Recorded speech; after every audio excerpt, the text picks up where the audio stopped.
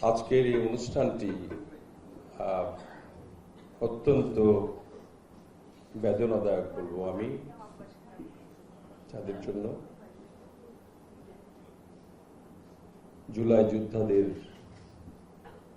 স্মৃতির যারা শহীদ হয়েছেন তারা এবং যারা আহত হয়েছেন তাদের নিয়ে আমাদের আজকের যে অনুষ্ঠানটি এটা আমাদের পর্যটন মন্ত্রণালয় থেকে যে করেছেন এই যে আজকের যে আয়োজনটি এই জন্য আমি প্রথমে ধন্যবাদ জানাতে চাই আজকের যে সভাপতি আমাদের পর্যটন মন্ত্রণালয়ের পর্যটন কর্পোরেশনের চেয়ারম্যান উপস্থিত রয়েছেন আমাদের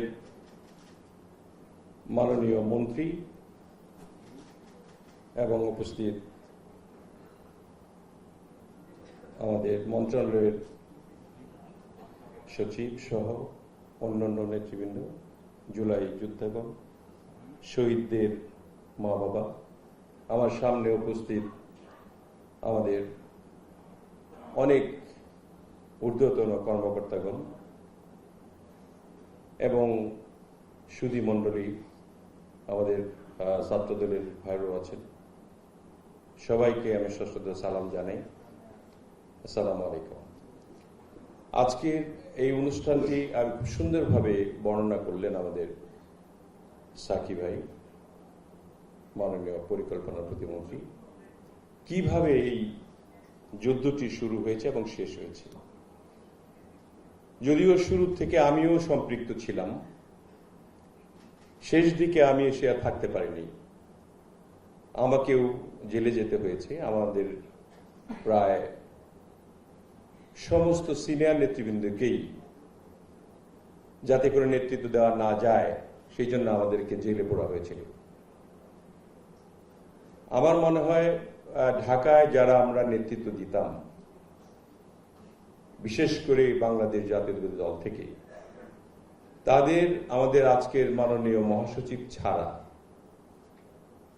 ওনার বাসা ঘেরাও করে রাখা হয়েছিল এবং তারপরে বাকি যারাই ছিল তাদের সকলকেই আমি সহ এখানে আমির খসরু সাহেব, নজরুল ইসলাম খান, আমাদের রেজভী সাহেব, তারপরে এনি সাহেব, টুকু, অনেক সবাই যারা যারা নেতৃত্ব দিতেন নাম বললাম না আমি, সকলকেই আমি সহ আমাদেরকে সেই জেলে থাকতে হয়েছে।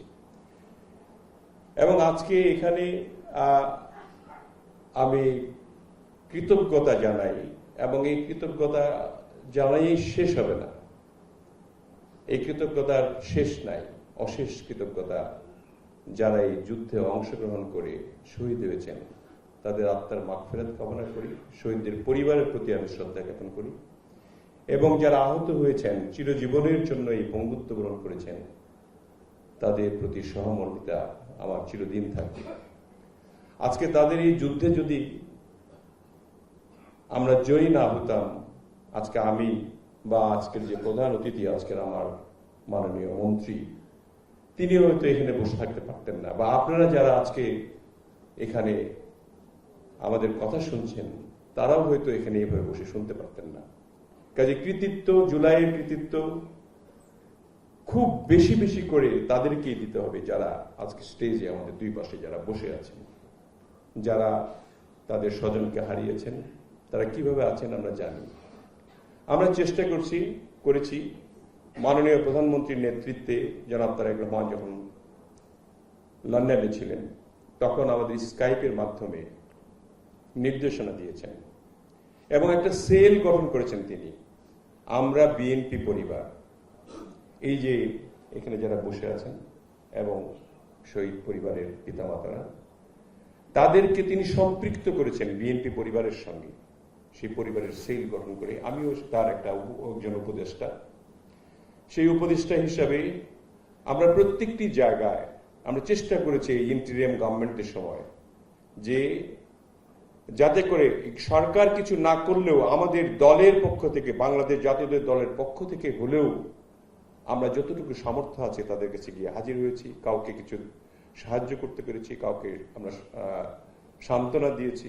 এ তো সাহায্য করার কিছু নাই, সান্ত্বনা দেওয়ার কিছু না, সান্ত্বনা দেওয়া ছাড়া আসলে কিছু ছিল না। আমরা গিয়েছি, আমরা ওর এখানে গিয়েছি। রীতা আপার কথা যে বললেন, সত্যি রীতা আপা ওই মানিকগঞ্জটা ধরে রেখেছিলেন। এইভাবে আমরা সবাই সব জায়গায়, প্রত্যেকটি জেলায় এক একজন করে নেতা থাকে যারা জেলাটাকে ধরে রাখে। এবং সেখানে যে এই যে নিহত আহত, ওর জায়গায় আমরা গিয়েছি। আমরা বিএনপি পরিবারের পক্ষ থেকে রীতা আপাকে সাথে নিয়ে তার পরিবারকে আমরা চেষ্টা করেছি, সহযোগিতা না করলেও সান্ত্বনা দেওয়ার জন্য চেষ্টা করেছি। সহযোগিতা করছেন আমাদের রীতা। যাই হোক, এইভাবে আমাদের এই জুলাই সম্পন্ন হয়েছে, আমরা স্বাধীন হয়েছি। একটি কথা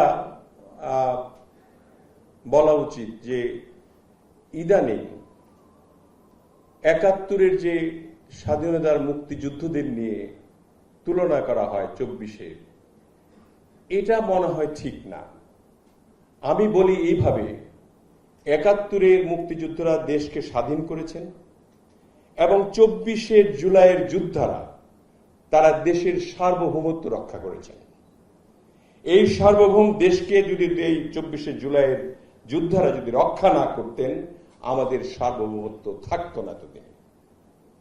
এটা একটা হাতে চলে গিয়েছিল, আপনারা সবাই তা উপলব্ধি করতে পারেন। তার থেকে আমরা পরিত্রাণ পেয়েছি।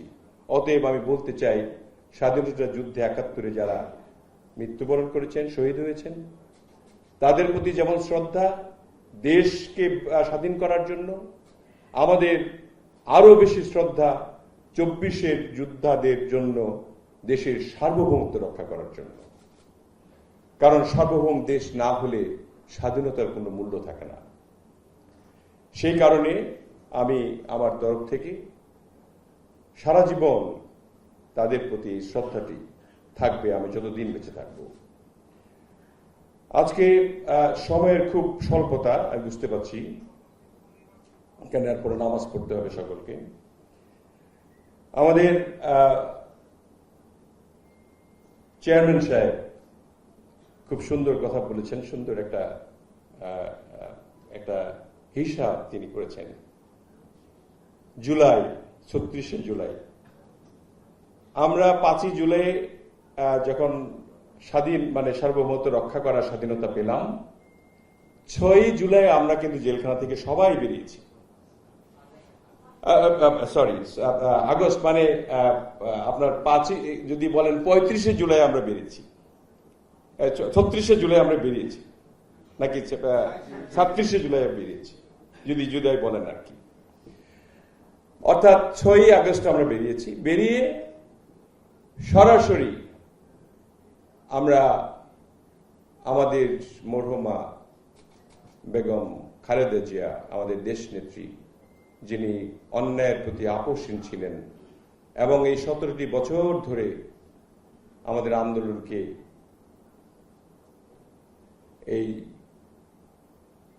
আমাদের এই আন্দোলনকে তিনি নেতৃত্ব দিয়ে যেভাবে এই জুলাইকে সাফল্য মণ্ডিত করেছিলেন, তার কাছে গেলাম আমরা এবং গিয়ে দেখা করলাম। সেখানে আজকের মাননীয় মহাসচিব, হয়তো আগামী দিনে আমরা কিছু তাকে অন্যভাবে দেখতে পারবো আশা করছি। আমাদের ডক্টর জাহিদ, যিনি সমাজ কল্যাণ মন্ত্রী, তিনি সহ আমরা তার সঙ্গে দেখা করার পর তিনি বললেন যে আমি কালকে বক্তৃতা দিব, কালকে তোমরা ব্যবস্থা করো, আমরা স্ক্রিনে বক্তৃতা দিব জুলাই যোদ্ধাদের জন্য এবং সকল শহীদদের জন্য, এবং আমি কিছু কথা বলবো, তোমরা লেখো। সেই লেখার কেউ নাই ওখানে। আমি গল্পটা বলছি যে মনে রাখার জন্য। আজকে দেশনেত্রী বেগম খালেদা জিয়া নেই। আমাদের সকলে যারা চাক্ষুষ, যারা প্রমাণ দিতে পারি যে কথাগুলি, এগুলো আপনারা জানলে ভালো হবে, পরবর্তী সকলকে বলতে পারবেন।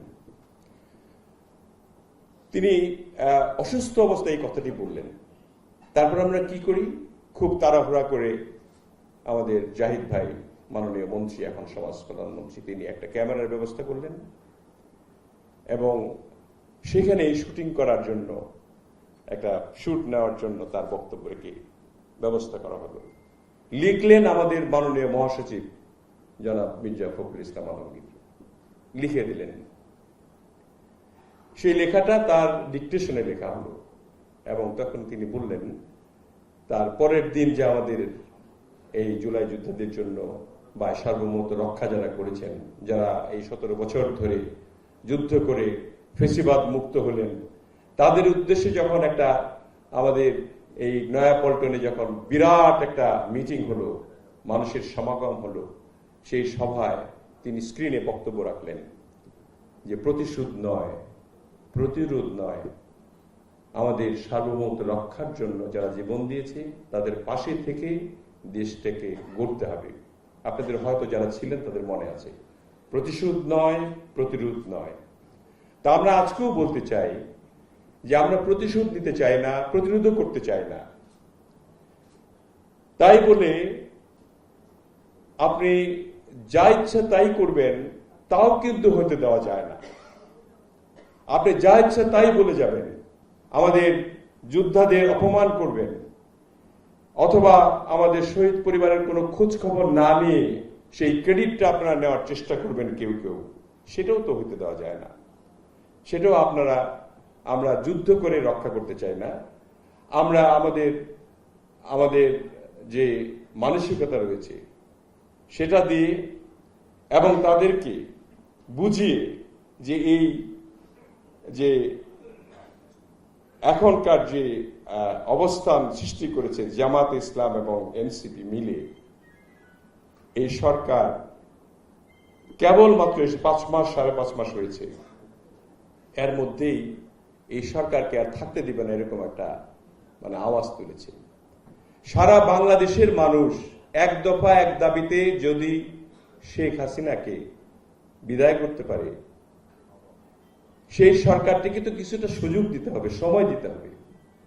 এই সময়ের মধ্যে যেখানে আমরা দেশ গড়ার কাজে ব্যস্ত, মাননীয় প্রধানমন্ত্রী তারেক রহমান 18 ঘন্টা কাজ করছেন, আপনারা সবাই জানেন। আমাদের মন্ত্রী পরিষদের সদস্যগণ প্রায় 14 থেকে 16 ঘন্টা কাজ করছেন। একটি শুক্র শনিবার আমরা কেউ এখন পর্যন্ত, আমার মনে হয় এখানে মাননীয় প্রধানমন্ত্রী আছেন, তিনিও কোনো একটা শুক্র শনিবার নিজের একটা অফ নিতে পারেনি, আমরা পারিনি।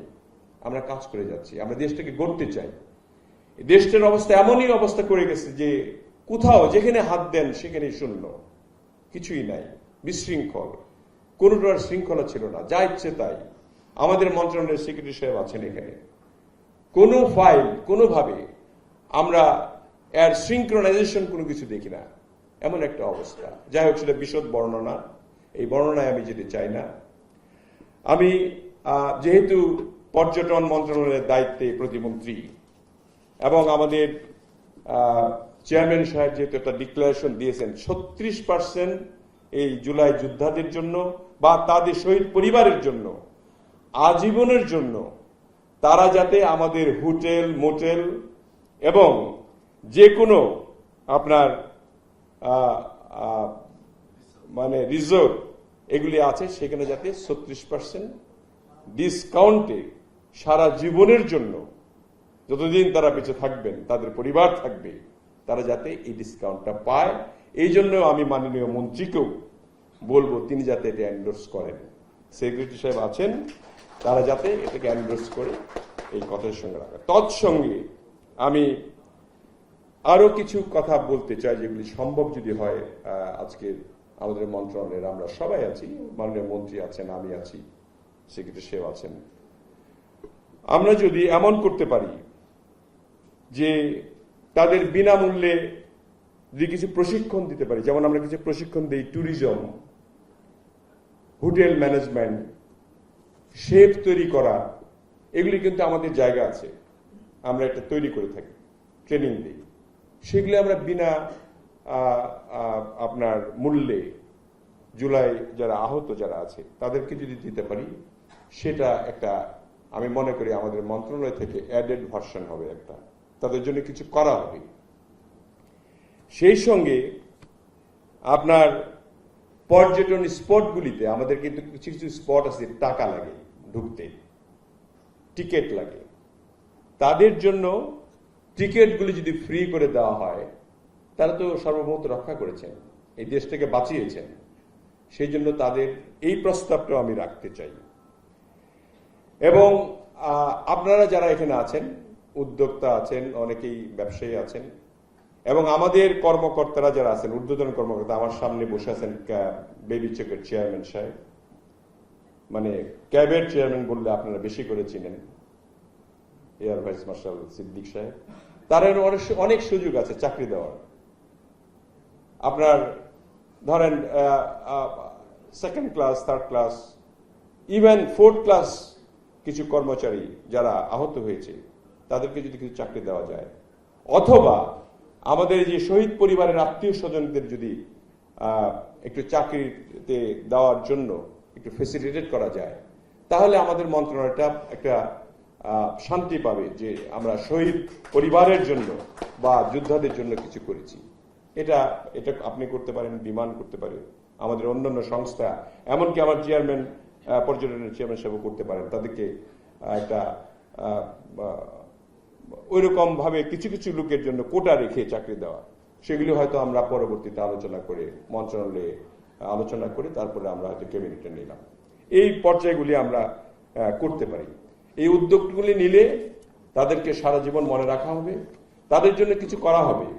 আপনার এটা শেষ নেই, আমি আগেই বলেছি যে তাদের জন্য করে কিছু হবে না, কারণ তার যারা চলে গিয়েছে তারা হয়তো বুঝতে পারবেন না, কিন্তু তাদের পরিবারগুলি অন্তত বুঝবে যে সরকার, জনাব তারেক রহমানের সরকার অন্তপক্ষে অনুধাবন করেন যে আমাদের শহীদ পরিবার এবং শহীদ যোদ্ধা, জুলাই যোদ্ধাদের জন্য আমরা সদা প্রস্তুত রয়েছি তাদের সহায়তা করার জন্য।